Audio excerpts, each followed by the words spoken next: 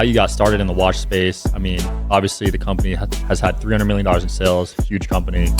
I was looking for another project to work on, something that meant something more to me. And I sat down at my computer and I started with the domain name. I looked on Instagram and everywhere. I'm like, okay, I've got the handles. I launched a site that night and I got a sale like the next day with no advertising.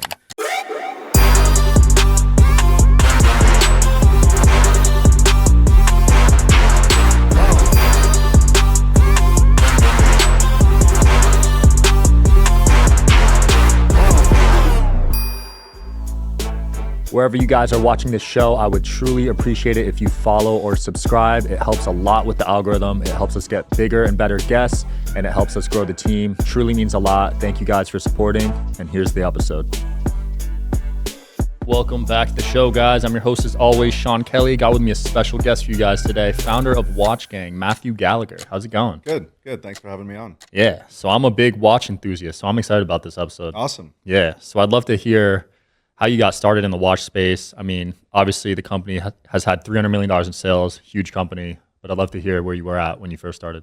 Yeah, I got involved into watches really just by chance. I was super poor growing up, and I started just kind of getting into engineering and then advertising. And as that stuff started to pick up for me, I did pretty well back in 2014, 15 is when I kind of started. Mm-hmm. And I got my dad a 1953 Rolex. It's his birth year. Wow. For Christmas.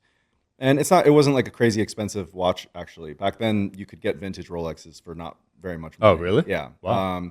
It wasn't that long ago, but he died the next year and I got the watch back. And it wasn't like an heirloom or something. You know, I actually had to get it out of a pawn shop because we found out he pawned it. Dang. But that whole circle of me giving and then getting the watch back kind of got me interested in the world of watches in general. Because, it's watches, once you look into it, you see that people, they gift them, they congratulate themselves for something with it, they get them and pass them down to their family, when they pass on. And I just really like that. And I was looking for another project to work on, something that meant something more to me. And I sat down at my computer and I started with the domain name and I typed in a few and I got Watch Gang. It was available. I think it was the third option that I searched for. I looked on Instagram and everywhere. I'm like, okay, I've got the handles, got the name. I launched a site that night and I got a sale like the next day with no advertising. Wow. Just on the premise. Just SEO? It was from Instagram. Oh, Instagram. Somebody saw a tagged post or hashtag stuff and they saw the account, went to the site.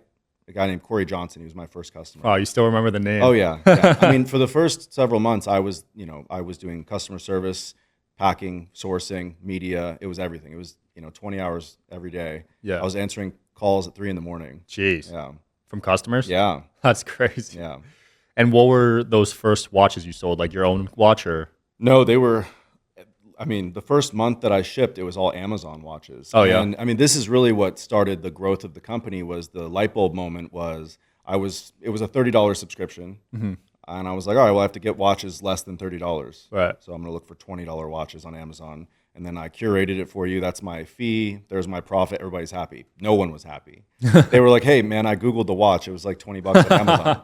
And I'm like, well, yeah, I mean, this is service, right? And they're just like, okay, but, basically I feel like I'm ripped off. Right. And, the first month it was like 253 customers for that shipment.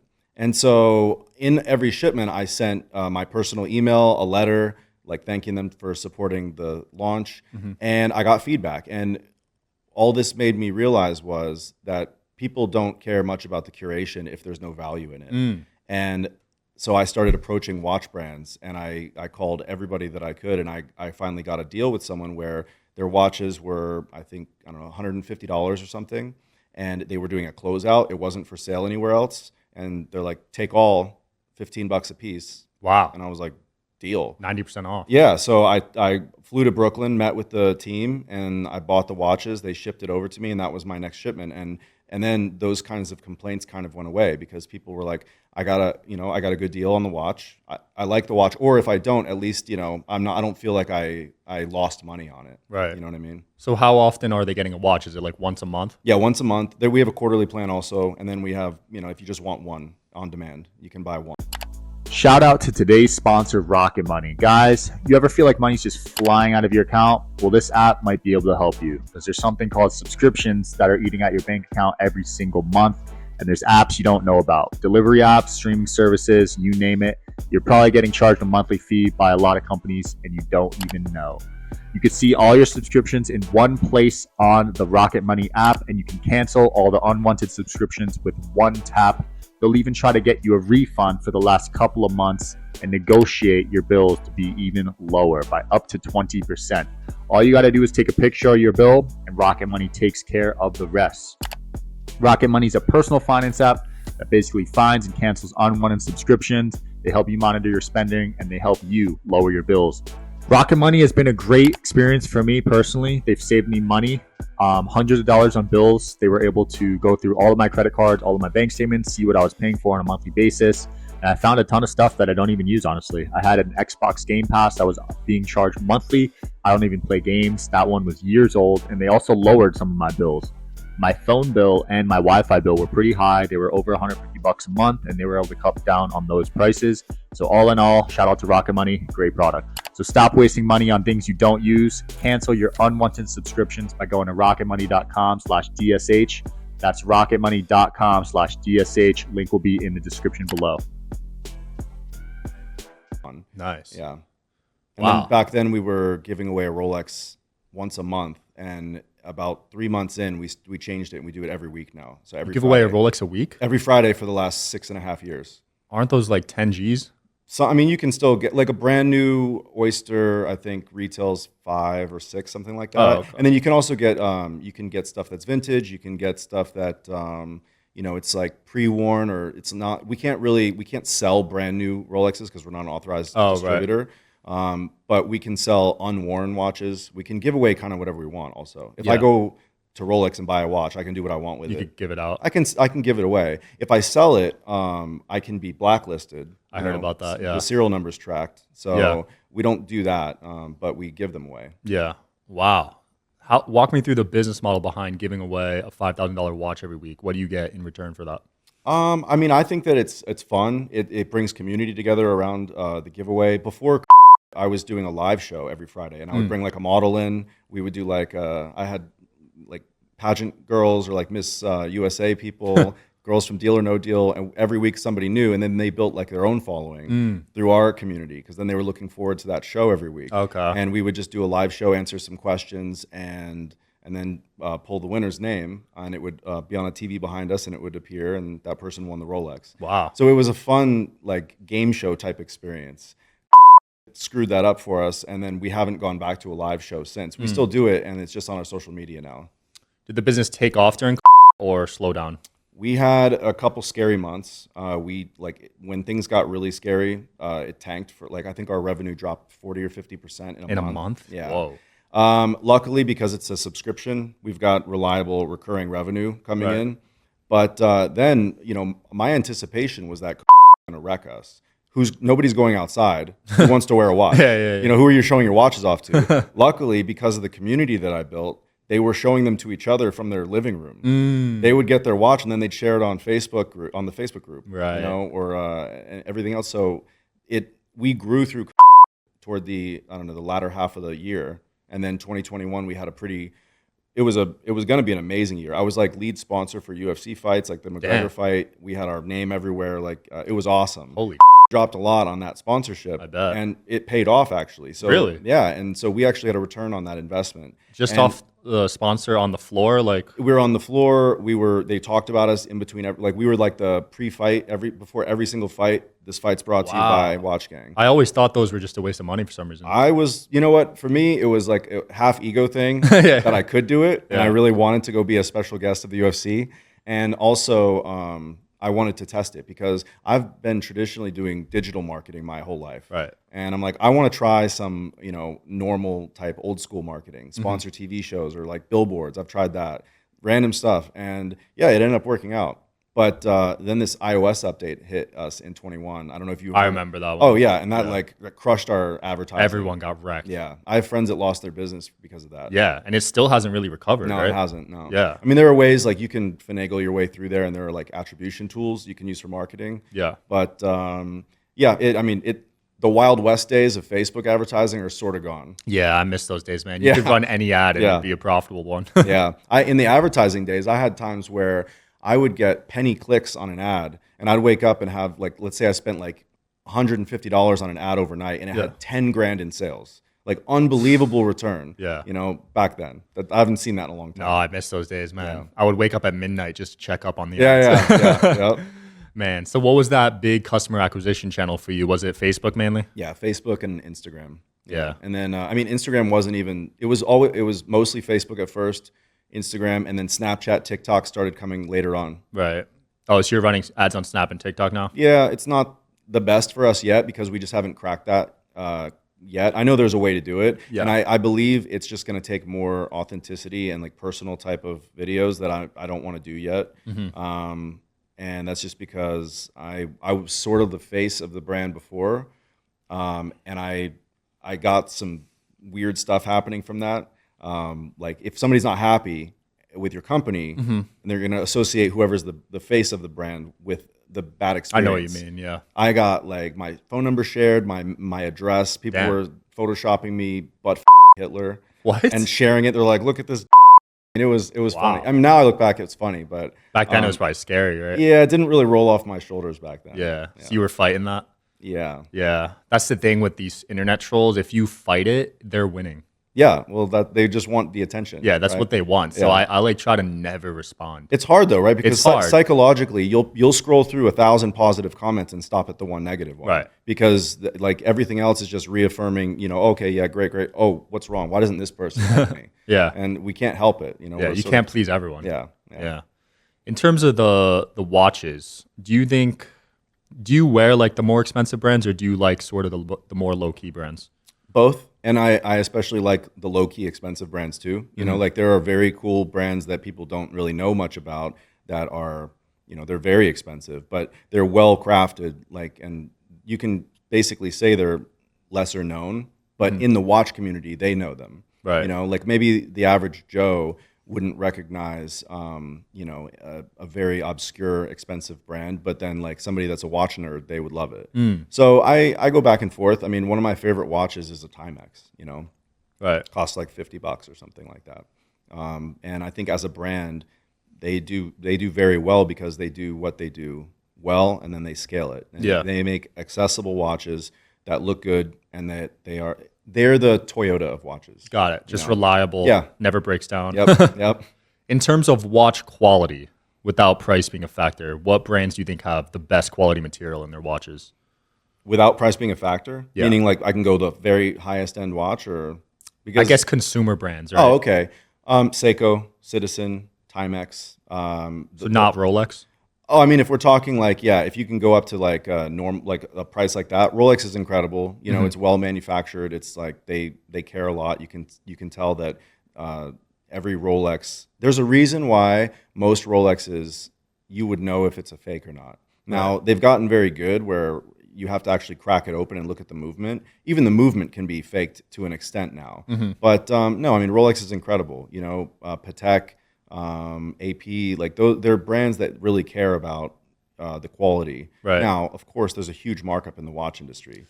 Margins are crazy high. Yeah. So, how high are they, you think?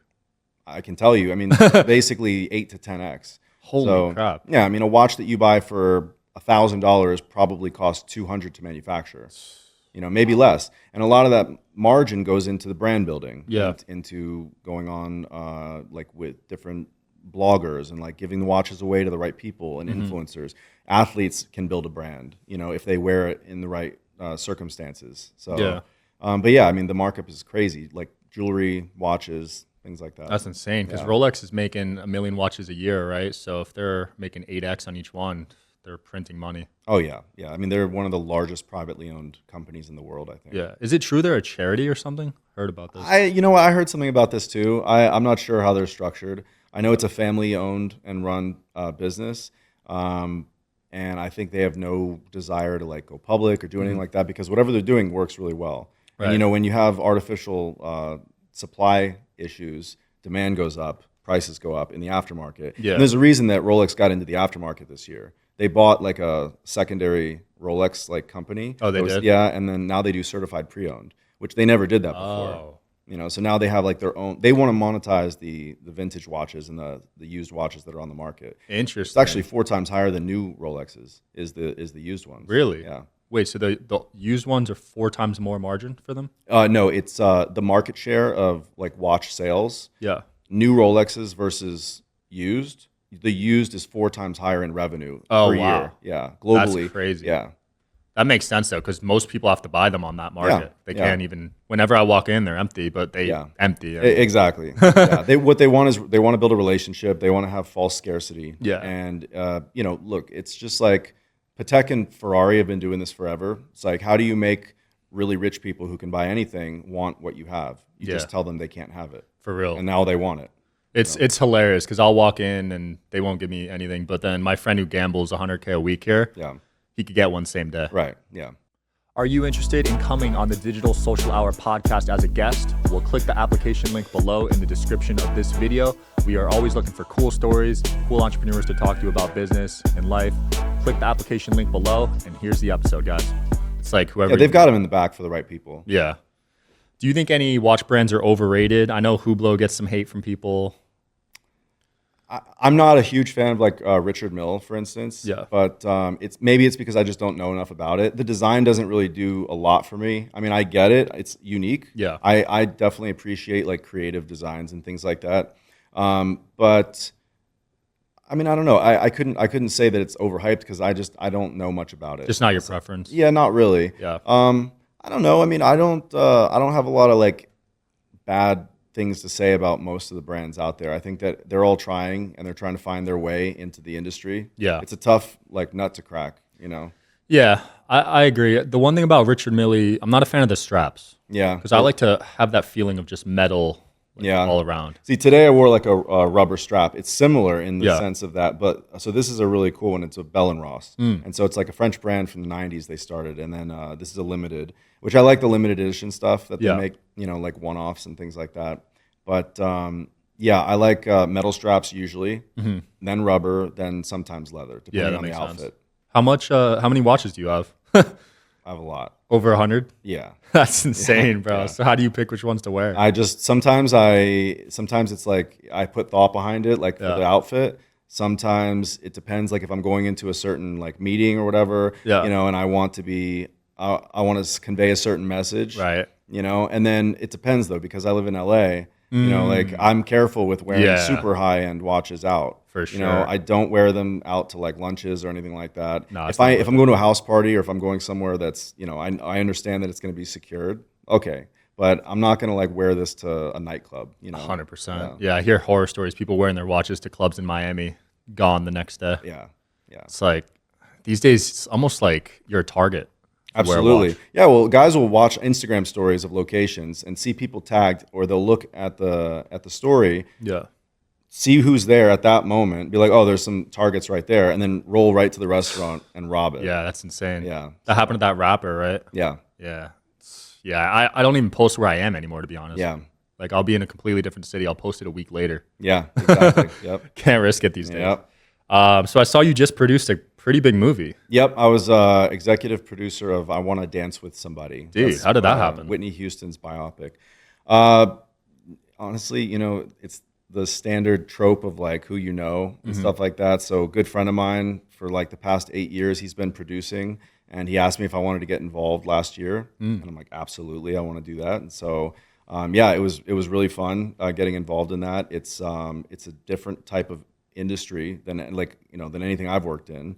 But yeah, I mean, I want to have like little money soldiers out everywhere in every category, every industry that I can, and their job's to bring more back, right? And so you diversify that way, you're setting yourself up for success longer term. Sometimes you fail, which that happens to me all the time. But I've been lucky a few times also. Yeah, I've had some big fails. What have been some of your worst investments? Snapchat. Oh, the stock? Man, I was so big on Snapchat because of the AR stuff. You got an IPO?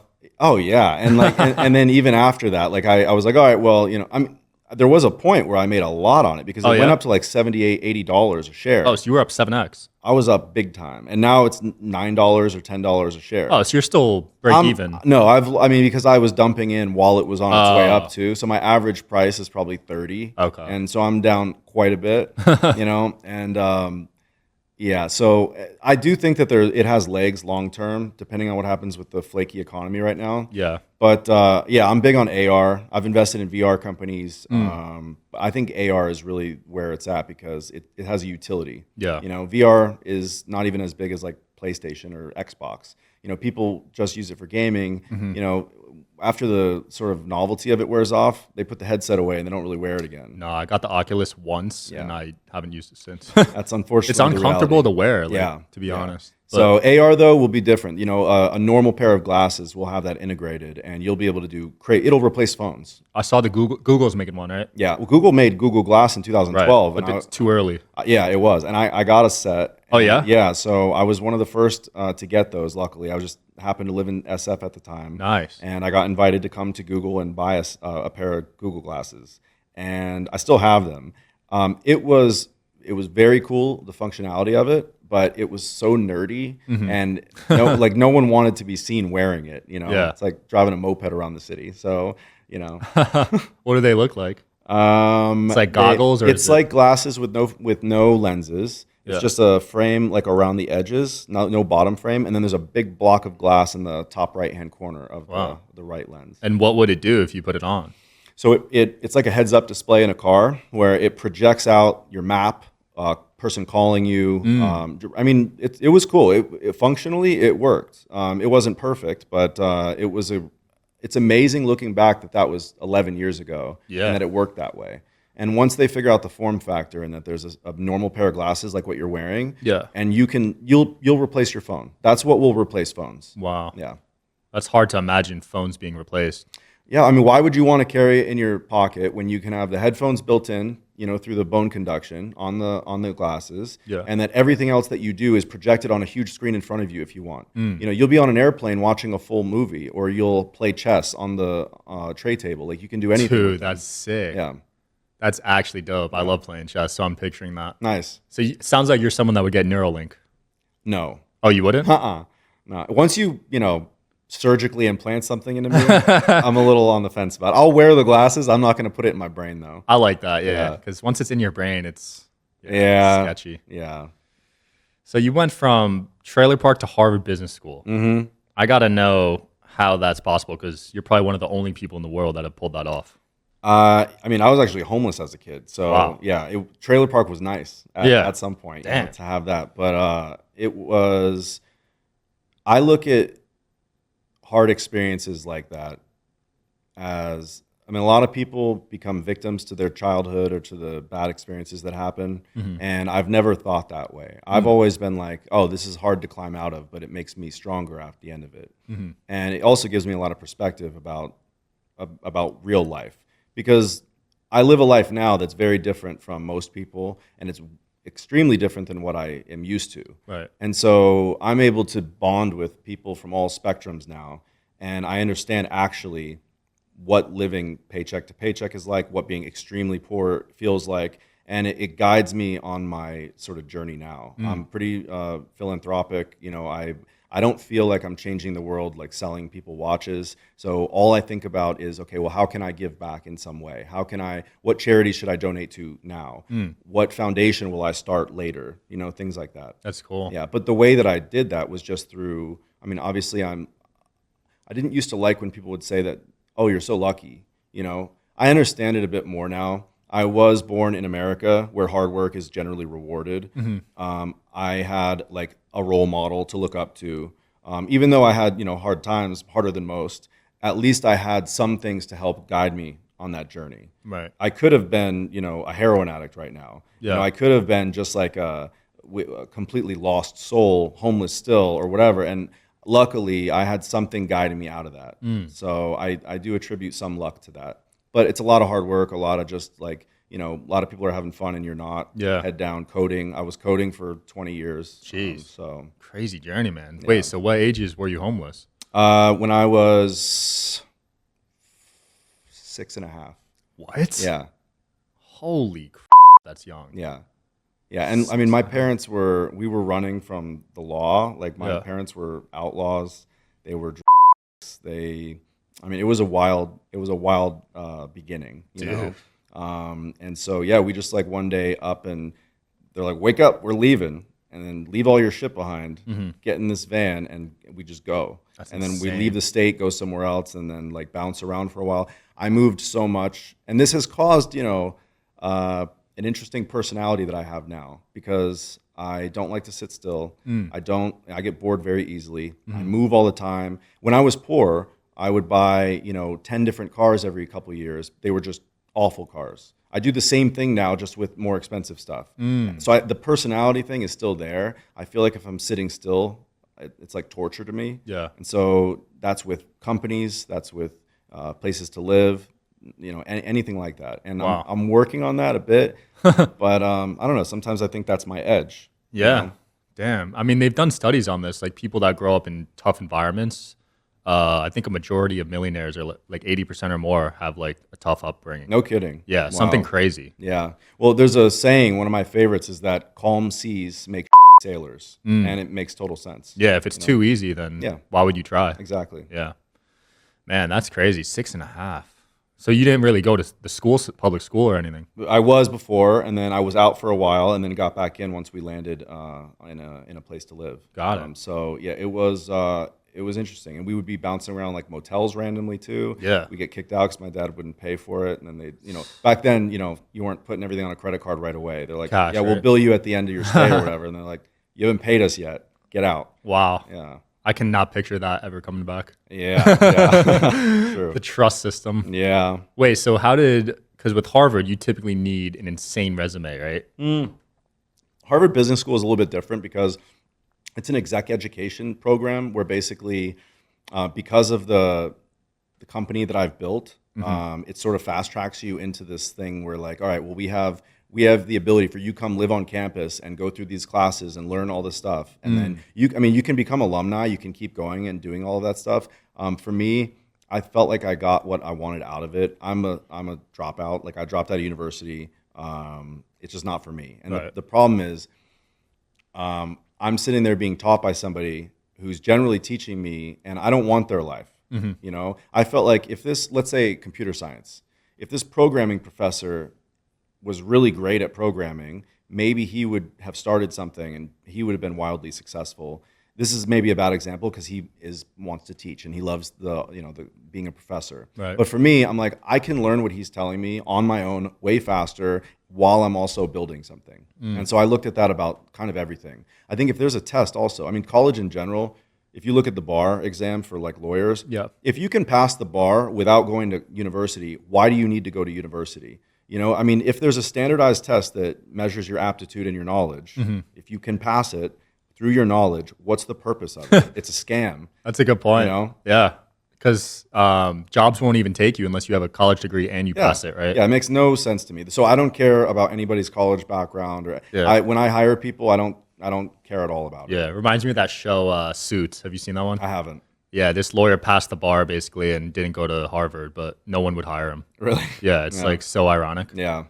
Yeah, now there's AI passing it. Yeah, I believe it. Yeah. Yeah. Are you like implementing AI anywhere in your life right now? I've acquired a few AI companies in the past few weeks actually. So it has nothing to do with watches, of course, but I formed a larger sort of like umbrella company, and that's going to be under there in a different category. And so I'm not going to miss the boat on AI. Yeah. You know, it's for me in my life, I've gone through several like revolutions, right? Internet at first, and then a phone which has the internet on it, and now it's AI. You know, AI will change things the way that getting the internet changed things. It will change everything. Wow. You know, it's already, I mean, just for tests, like I play with everything still. Yeah. The other day I was like, let me just build something and see what this is all about. And I had this idea, I'm gonna build a completely automated website that every hour it creates content, it generates images, it posts them, and then it advertises them. So I do nothing, and every single day there's just content being built. And it's not VAs, it's not me, it was the initial setup, and I also have it prompt itself to come up with content. Wow. That's AI, and that's like, we're in the first like major like it's like 1 year old, basically, consumer AI. Yeah. Right? It's existed for a while, but the fact that that can exist is insane. Yeah. Because you could generate a content machine that could drive tens of thousands of visitors to any site you want eventually. Yeah. I mean, as long as it's prepped well for SEO, I mean, you can basically do this for anything. Yeah. And now you have a hands-off website building unlimited content, generating revenue. And That's you could insane. do that. You can do that unlimited times. I could make 1,000 of those sites if I wanted to. Wow. You know, That's crazy. Yeah. Man, what else are you working on, and what do you want to close off with, man? are we done already? That was so fast. Yeah. I'm working on. Well, my favorite part of the watch company that I have here is it's a product called the Wheel, and that's my next big kind of like growth adventure that I'm going to be on. So the Wheel is a gamified way to make a purchase. So let's say that you have a budget to buy a Timex. You've got like $80. We have a wheel that costs $80. You load your Timex watches on there, and then there's a level up from there. Let's say it's Seiko and Citizen, and then a level up is Tag Heuer, and then Rolex. You spin that wheel for $80, and it's going to land on one of those. Might be the Timex for $80, but it also might be the Rolex for $80. And so it's a gamification of e-commerce. And that I did like a soft launch a few years ago, Yeah. and it makes up half of our revenue now. Whoa. It's amazing, and it's just a fun way to buy things. And Yeah. so I'm going to launch that outside of Watch Gang on its own in the next year or two, and it'll have lots of categories. So, I love that, yeah. man. So like, Gamifying. so like imagine you're going to buy tickets for a concert, Yeah. and you can only afford nosebleed seats, but you get backstage passes. Like it's the same concept. Dude, that's sick. Yeah. That makes shopping fun, honestly. Exactly. Yeah. Yeah. It's fun Amazon. Dude, I love that. Yeah. Where can people find you, man? I'm Mattomic. It's like Atomic. It's lame. I started it when I was old. So it's Matomic, and then at Watch Gang for Love it, man. the Instagram. Thanks so much for coming on. Thank you. Yeah, thanks for watching, guys. See you next time.